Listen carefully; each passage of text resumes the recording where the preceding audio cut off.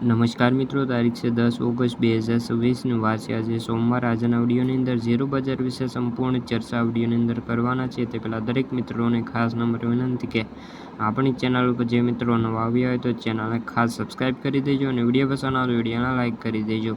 તો મિત્રો, જીરુમાં 3-4 દિવસની તેજી બાદ હવે ભાવની અંદર મામૂલી ઘટાડો જોવા મળ્યો છે અને વેચવાલી પણ એકદમ સ્ટેબલ જોવા મળી છે। ઊંઝામાં જીરુની આવકો 10,000 બોરી આસપાસ સ્ટેબલ જોવા મળી છે। ખાસ કરીને જીરુ બજારમાં ભાવ સ્ટેબલ રહ્યા હતા। હાજર બજારમાં પણ ખાસ કરીને સ્ટેબલ જોવા મળ્યું છે, પરંતુ નિકાસના ભાવમાં 20 રૂપિયાનો ઘટાડો નોંધાયો છે। ઊંઝાની અંદર જીરુની આવકો છે 10,000 બોરી આસપાસ સ્ટેબલ થઈ છે।